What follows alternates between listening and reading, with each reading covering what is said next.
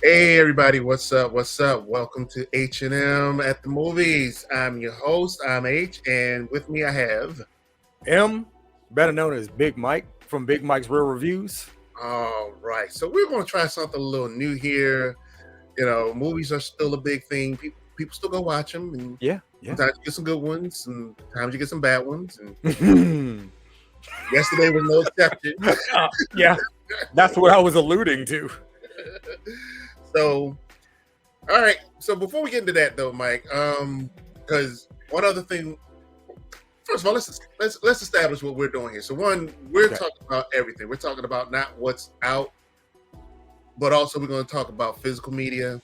We're going to talk about with streaming. We're mostly going to stick with movies. You know, if something extraordinary comes out that's a series, we may tap on that. But you know, we want to set the expectation that we're here to talk about the movies. Yes, sir. And I know I get a lot of physical media, Mike. You definitely get because we had a whole Huge proponent of physical media. bruh. And matter of fact, that'll probably be one of our topics later as to why people still need to invest in that. But what did you get yesterday? The physical copy of Deadpool and Wolverine. Yeah. Oh yeah. Must have. Must have. Yeah. Did you get a chance to watch it already? I did. I watched it digitally though, but I just like to have it in my hand to have it. Because I did get the Ultra 4K, so I want to watch it in 4K in all its glory. Yeah, because one of the things we saw yesterday is like, oh yeah, they have the Steelbook version, but that Steelbook version $70 just for the Steelbook, for the silver. Yeah, for the silver. Like, yeah, no. But let's do this though. So, speaking of superheroes, we got a chance to go see a screener for Venom: The Last Dance, which is tomorrow. Yes. Or Friday, depending on when you go. Yes. But soon. Yeah. And you know what? I'll tell you like this. Our little trailer or our little sizzle reel about our first impression. Yeah. It blew up. Yeah. I mean, crickets. It speaks for itself. Pretty much. So I'm gonna let you go in first. What were your thoughts on it, man? Okay, so I want to start off by saying this. First of all, I was not a huge fan of either movie. I thought the first movie was okay. I thought Venom: Let There Be Carnage was ass. And Venom: The Last Dance was less ass than than Carnage, but yeah, ass is ass. Yeah. I mean, it was more entertaining. I will say that. I think that was the problem I had with it for the most part. Was it was very incohesive. The pacing was way off. I mean, you would have like some huge bloody action scene, and it would jump in right into something like super silly. Yeah. So it's like, what do you want? What do you want to be? Do you want to be? I understand there are action comedies. I mean, we were just talking about Deadpool and Wolverine. There's an action comedy, but that was one that was done right. Right. This one was just, you would go like too silly where it's not even really funny to overly bloody violence. It's like pick a lane. And then like the story just didn't make sense either. So it was, again, the action scenes were very entertaining and I chuckled maybe twice. Yeah. But other than that, yeah, the movie was not good. Not at all. See, my thing to pick up on it, what confused me, and we talked about this too, and mind you, folks, we're being spoiler free, you know, but we do want to kind of throw some things out there that, depending on how you look at it, you may like or not like. For this to be a PG-13 movie, I thought in a lot of places, especially that beginning segment, it was way more bloody than I thought. Definitely. They dropped the MF bomb, which I was surprised because it's PG-13. That's supposed to be an automatic R if you drop MF. Right. So I was like, okay. And definitely I agree with you about the pacing and my thoughts on other movies as a whole. When I sat back and I thought about it today, because we talked about this too, the biggest problem with this entire trilogy is you took one of Spider-Man's biggest big bads. Yeah. And you dumbed him down and made him into a punchline. Yeah. And I think that's probably why I just didn't. This didn't gel with me the way I wanted it to. And here's the bigger thing. It's called The Last Dance. It's supposed to be the last one, Yeah, end of the trilogy or whatever. but this definitely was a bridge for Venom to come to the MCU. Yeah. Because here's the thing. The big bad of the movie really was supposed to be Null. Did anybody clock in how many times we saw Null during the course of this movie? Because we saw him at the beginning. Yeah. We saw him in the I think flashback. he's being built up. I think that's the thing. So it's going to be like, I've heard rumors that what Sony wants to do is join their universe, or just like kind of move into the Marvel universe, the main Marvel universe, the MCU.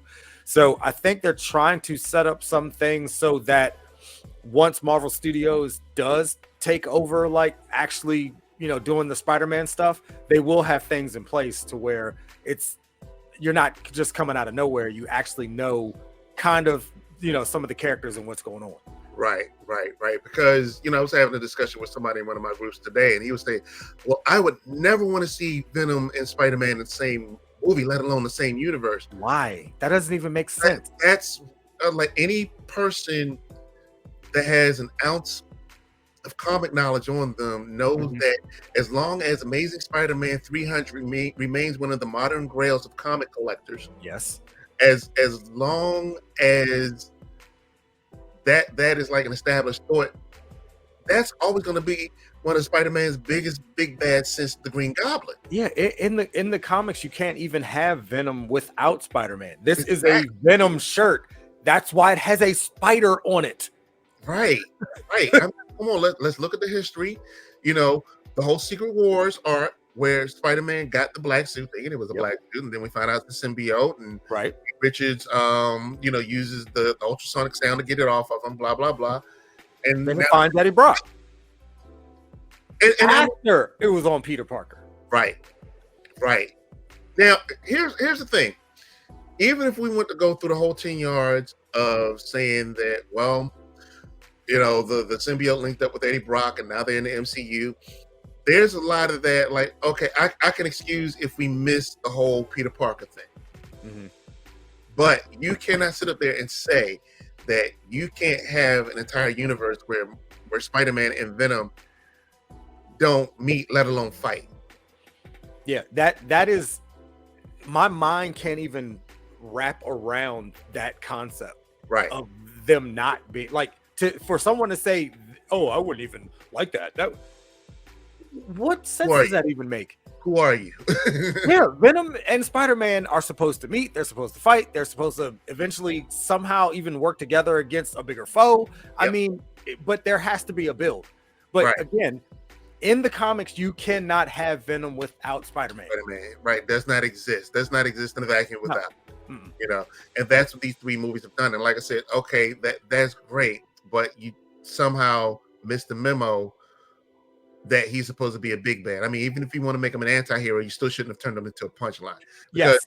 Yeah, the whole Lethal Protector thing wasn't my biggest gripe about it.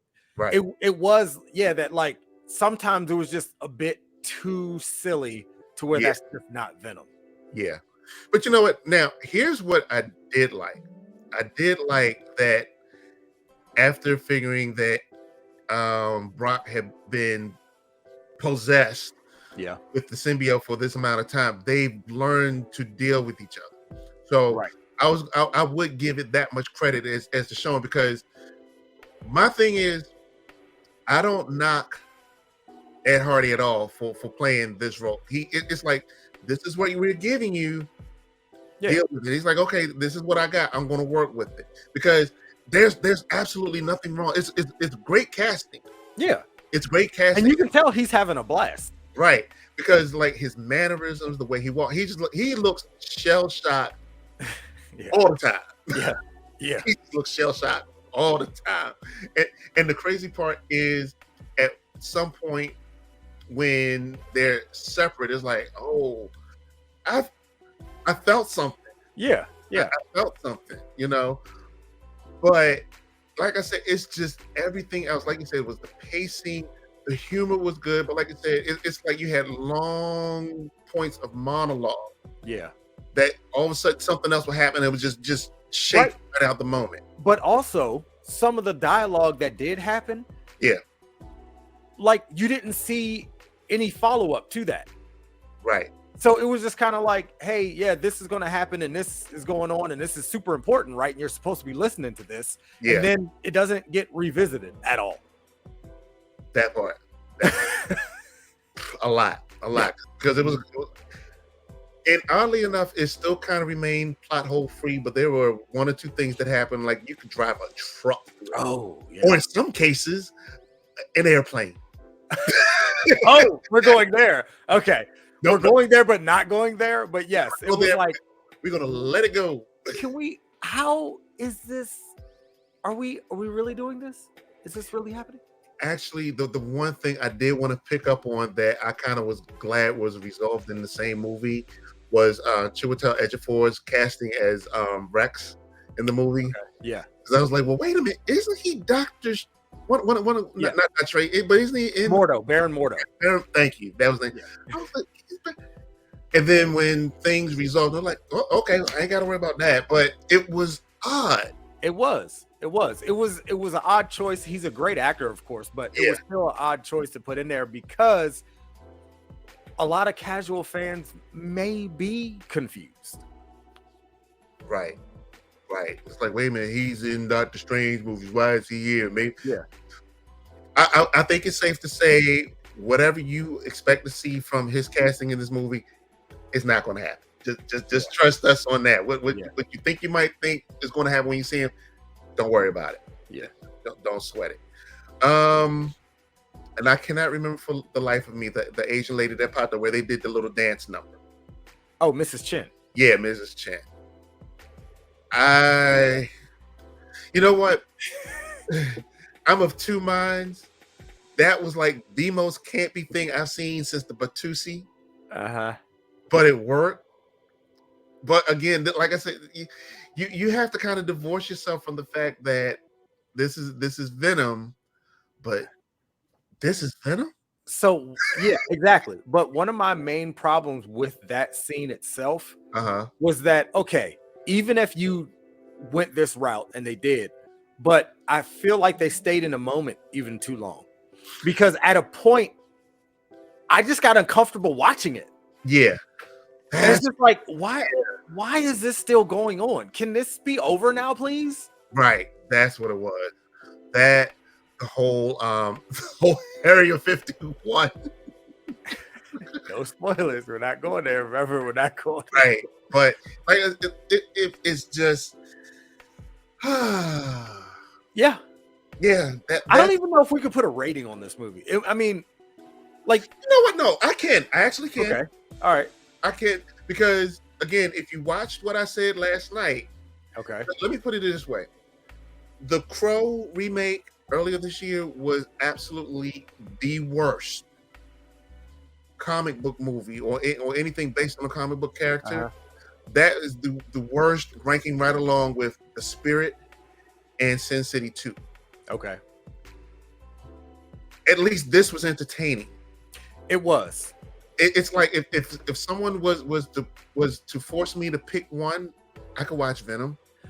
You know what? You're actually right on that. Because if I had to watch Venom: The Last Dance over like something else that was terrible, I would definitely watch Venom: The Last Dance, just because, like you said, it does have entertaining parts of it, and a lot of entertaining parts of it. Yeah. But it's so much that's wrong with it. It's like it doesn't overshadow. Right. It doesn't fit the character, but you know, this is what we got to work with. Yeah. But yeah, I still stand on the fact that if you really wanted to get a better Venom story, and if you have not played it yet, or if you've not played it in a while, please go get Spider-Man 2 on the PlayStation. Yes. They do things a little bit differently, but they do it right. But they do it right. That stands a lot better as a very well told Venom versus Spider-Man than this. Insomniac never ceases to amaze me with the content that they put out, especially with Marvel stuff. That's why I can't wait for their Wolverine game. But yes, Spider-Man and Spider-Man 2, even the Miles Morales game. Yeah, which I mean, they're all great. Period. Yeah, and I'm starting to see now some of the reviews dropping for The Last Dance. People are rating it pretty high. I will say this: I'm not going to knock anybody that wants to go see it. I will still say that not. You do you. Like we've been saying, it's entertaining. Right. You know, because I got a couple of my friends. Oh my God, was it that bad? I was gonna take my kid this week. Go take your kid. Take your kid. I'm taking my kids there. You know, this weekend too. So yeah, I'm gonna pay for it. I'm sorry. I'm so sorry. Well, look, you're not taking them to see The Crow, so there's that. Yeah, at least they did not want to see that. Yeah. So you know what? I think it would be fair, at least this go around. Let's not grade it. Let everybody else have their opinion, but you best believe the next thing I see, if it's straight up garbage, I'm going to call garbage for what it is. Yeah. So we're going to wrap it up for this week. Join us next week. We're going to try to do these weekly as we can. If we don't get a screener, we're going to have a nice little topic to talk about. And actually, you know, despite what I was saying yesterday, I really do think, because this has been burning on our minds, I think we should talk about physical media next week and why it's still relevant. Yes. So it's an important topic. Yes. So before we go, let people know where to find you. You can find me Big Mike's Real Reviews on YouTube and on Instagram. And for me, you can find me under Harry's Cinematic Universe. That's Harry's HARRYS Cinematic Universe. Also on Instagram and on TikTok. Which our TikTok is blown up today because of it did. So thank you all again for joining in. And if you're subscribing, whatever you got to do to make sure that you see us every week when we pop in, hit those notification buttons, and we will see you next time. We're out.